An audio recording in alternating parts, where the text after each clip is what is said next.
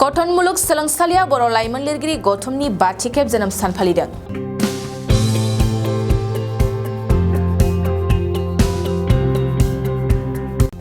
Guwahati cotton मुलुग सोलोंसालिनि एलमनि हाउसआव बर' लाइमोन लिरगिरि गौतमा कटन मुलुग सोलोंसालिनि बर' थुनलाइ समाज आफादनि बानजायनायाव 5थि जोनोम सान फालिदों।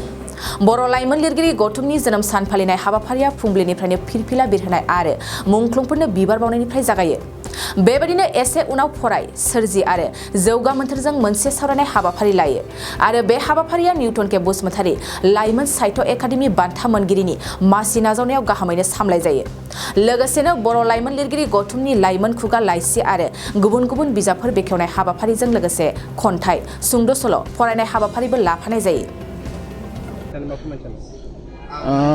गिबियावनो खौरांगिरिफोरनिसिम गोजोन हामलायनाय बावहरग्रोबाय।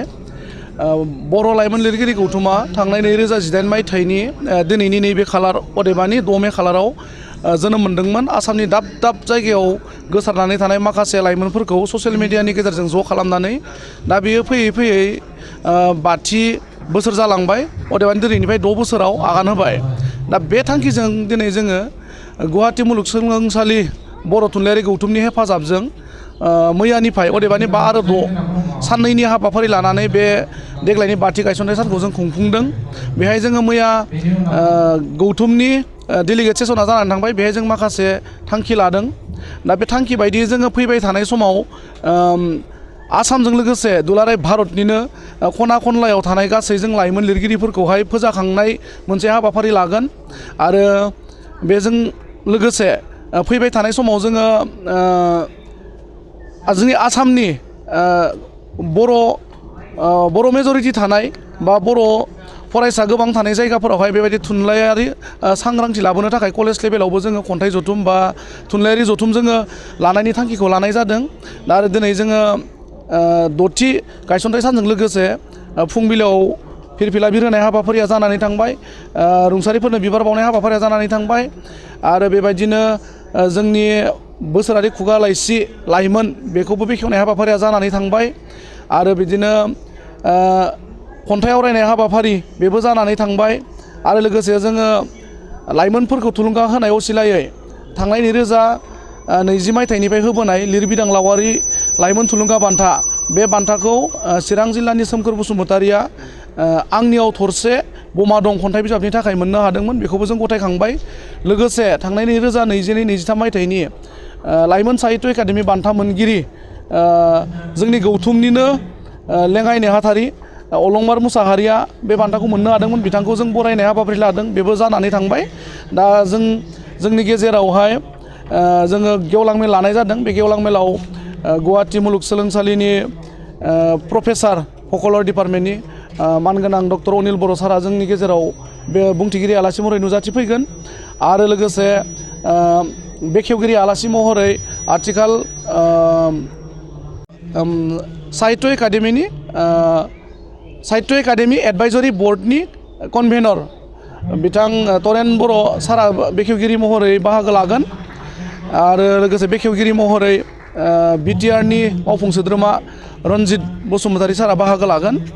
बेखिनियानो आथिखालाव जे दा बे खोथाया जोंना कमन जानानै फैदों। दिनै जों बेखौ लानानै जोङो डिजिटेल मुगायाव जों माबोरैहाय सोलिनो हागोन बेखौ लानानै जोङो दिनै मोनसे सावरायमेलबो लादोंमोन। बेबो जानानै थांबाय। दा दिनै जोंनि गेजेरावहाय लिरग्राया बारायदोंब्लाबो लेखा महरै जों माखासे लाइमोनफोरा रांखान्थि आंखालाव जोङो बेखौहाय बिजाब महराव साफायनायाव माने जेंना नुजाथिदों। बेनि थाखाय जोङो आथिखाल बिटिआर सोरखारनिसिम जोङो माखासे आर'जलाइ गथायनाय जादों जाहाथे जों लाइमोनफोरनो बोसोराव खमैब्लाबो 10 लाइमोनफोरनि बिजाब दिहुननानै होनो हायो। जों रायलायनाय जादों।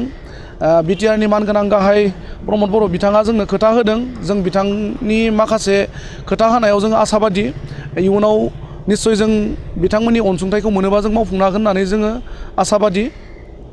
आरो बेबायदिनो मोनसे खोथाखौ बुंगोन आङो जोंनि लाइमोनफोरनि गेजेराव जोङो बे लेखा दिहुननायजों लोगोसे लेखा बायना फरायनायनि सांग्रांथिखौबो जोङो नैबेबायदि हाबाफारिनि गेजेरजों लालांनायखौ सानदों।